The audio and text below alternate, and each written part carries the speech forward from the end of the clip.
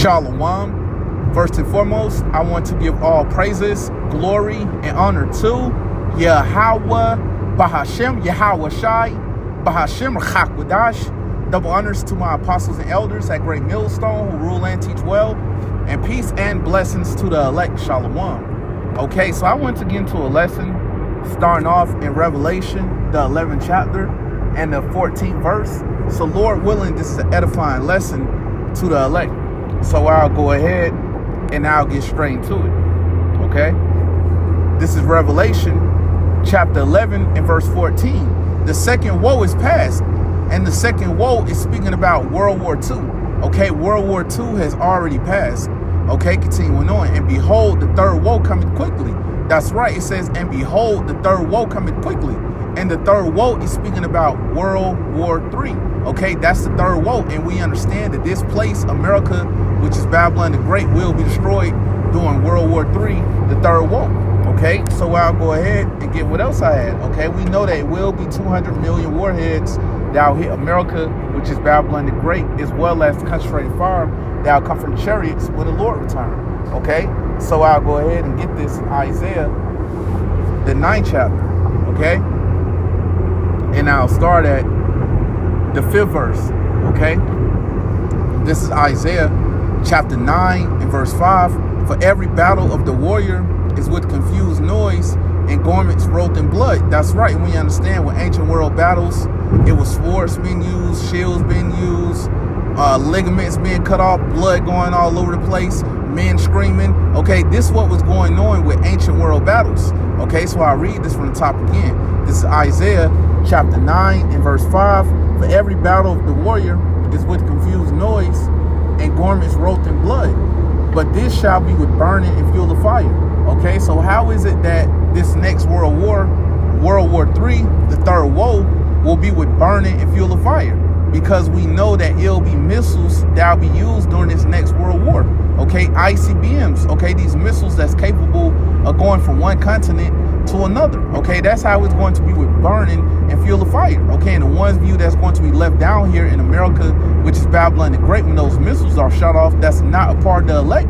We understand that you're going to get destroyed with this place, man. Okay, so let me go ahead and get what else I had. All right, let me go to Jeremiah, the 49th chapter.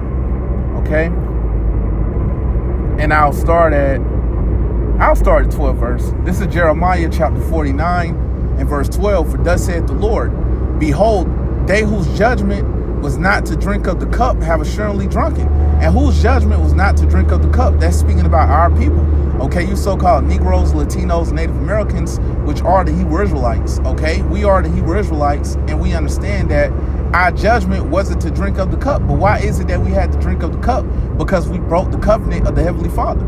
Okay, we understand that we're the only nation that were given the law, statutes, commandments pursuant to Psalms chapter 147, verse 19 on to 20. Okay, we understand that we're the only nation that the Lord knows, man. Okay, pursuant to Amos, the 3rd chapter, man. Okay, so we understand that the Lord is only dealing with our people. We know that we were the only ones that were given the law, statutes, commandments, and we went off. Okay, we went off as a nation. We broke the covenant of the Heavenly Father. Okay, so that's why you see that we're in position that we're in. That's why you see that these curses came upon our people. Okay, that's why you see that we went into captivity. That's why you see that our enemies are currently ruling over us, man, because we went off, man. Okay, so we had to drink of the cup, man. Okay, so I'll read this from the top again. All right, this is Jeremiah chapter 49 and verse 12. For thus saith the Lord, behold, they whose judgment was not to drink of the cup have assuredly drunken, and art thou he that shall altogether go unpunished? So will Esau Edom go unpunished?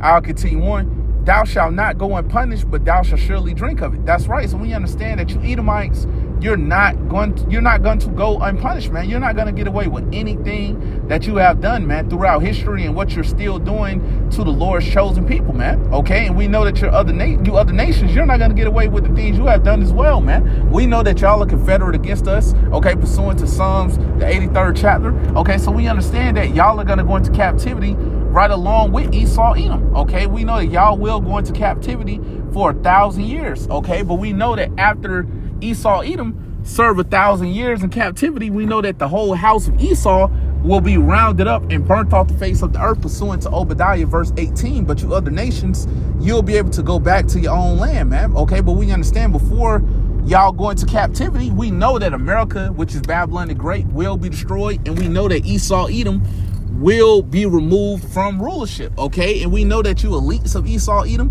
okay? We know that y'all will be the first fruits into captivity, okay? So we understand that y'all will have to drink of the cup, okay? And y'all will receive double, man, okay? So I'll continue on to the next verse. This is Jeremiah chapter 49 and verse 13. For I have sworn by myself, saith the Lord, that Bozrah shall become a desolation, a reproach, a waste, and a curse, and all the cities thereof shall be perpetual waste. That's right. So we understand that this place, America, which is Babylon the Great, will be completely destroyed during World War III, the third woe. Okay, we know this place will be laid completely desolate, man. All these things you see around you, man, these buildings, these roads, these cars, okay, all these things, even these wicked people that's going to be left down here in America, which is Babylon the Great, will be destroyed with this place. Okay, but we know that the elect will be delivered. Okay, the elect will be beamed up into the chariot when the Lord returns, and they'll be able to see the great destruction of America, which is Babylon the Great, from the chariot. So let me go get what else I had. Let me go to Isaiah, and I'll just get straight to the point.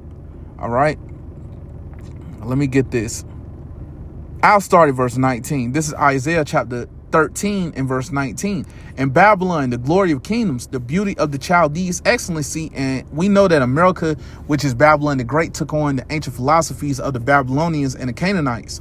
Okay, continuing on, shall be as when the Most High overthrew Sodom and Gomorrah. Okay, and what happened to Sodom and Gomorrah? We know that fire and brimstone was rained down from heaven, and Sodom and Gomorrah was destroyed. Okay, so what's going to happen to America, which is Babylon the Great, during these times? We know there is going to be 200 million warheads that's going to hit America, which is Babylon the Great, during World War III, the third woe, as well as the concentrated fire that's going to come from the chariots. Okay, so I'll continue on. This is Isaiah chapter 13 and verse 20. It shall never be inhabited. That's right. So we know that after this place, America, which is Babylon the Great, is destroyed, we know that we'll never inhabit this place ever again, man. Okay, continuing on. Neither shall it be dwelt in from generation to generation. And why is that? Because no people will be over here, man. Okay, after this place is destroyed, we understand that no people will be over here, man. Okay, having sons and daughters. Okay, that's not going to happen, man. Once this place is destroyed, that's it for America, which is Babylon the Great. Okay, we're not going to have sons and daughters over here, man. Okay, so I'll continue on. Neither shall the Arabian pitch tent there. That's right. And you see that a lot of these Arabs have a lot of businesses over here in America, which is Babylon the Great, but we know that they're not going to be over here after this place is destroyed, man. Okay, continuing on.